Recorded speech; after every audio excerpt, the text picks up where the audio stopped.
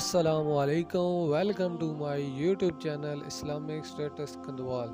نبی کریم صلی اللہ علیہ وآلہ وسلم کا فرمان ہے کہ مجھے معلم بنا کر بھیجا گیا ہے۔ استاد کی عظمت بیان کرنے کے لیے کافی شافی دلیل ہے۔ کہتے ہیں کہ نبی کا کوئی استاد نہیں، مگر یہ بات قابل غور ہے کہ نبی کا استاد نبی ہو سکتا ہے، جیسے کہ حضرت موسیٰ علیہ السلام کے دو استاد تھے، حضرت شعیب علیہ السلام اور حضرت خضر علیہ السلام۔ حضرت موسیٰ نے اپنے سسر اور اپنے استاد حضرت شعیب علیہ السلام کی 8 سال تک خدمت کی اور ان سے بہت کچھ سیکھا۔ استاد کی عظمت نہ صرف ایک مستقل قدر ہے، بلکہ کوئی بھی معاشرہ اسے تسلیم کیے بغیر علم و ترقی کے ایک قدم بھی نہیں طے کر سکتا۔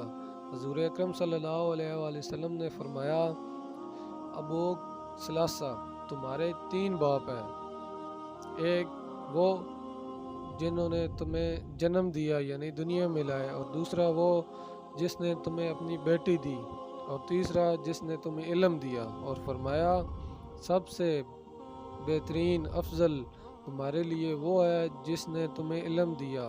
میرے خیال میں استاد کا مقام و مرتبہ اور استاد کی عظمت اس سے زیادہ کوئی بیان نہیں کر سکتا۔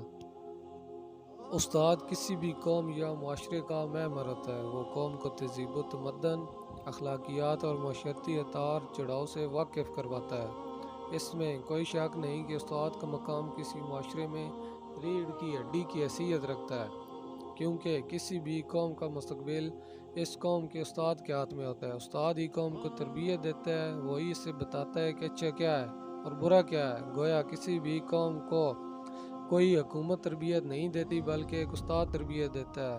خدا لگتی بات کی جائے تو قوم کی تباہی یا قوم کی سرفرازی دونوں کا باعث استاد ہی ہوتا ہے۔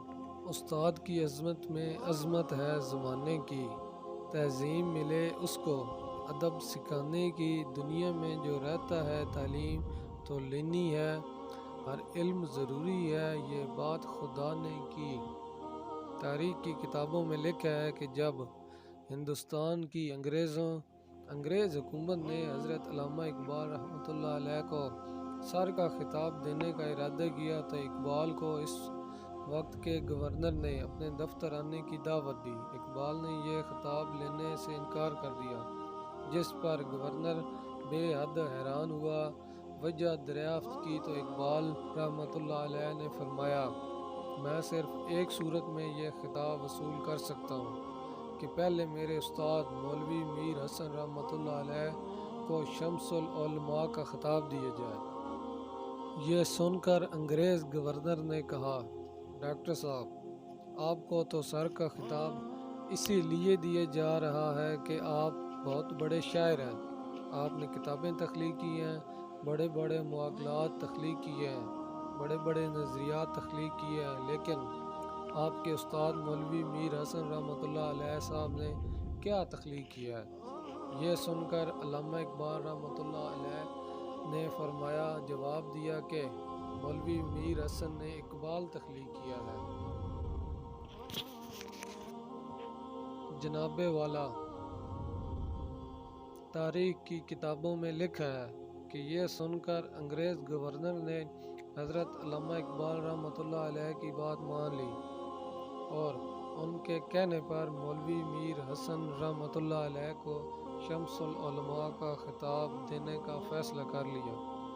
حضرت علی کرم اللہ وجہ کا قول مبارک ہے، جس نے مجھے ایک لفظ سکھایا وہ میرا استاد ہوا۔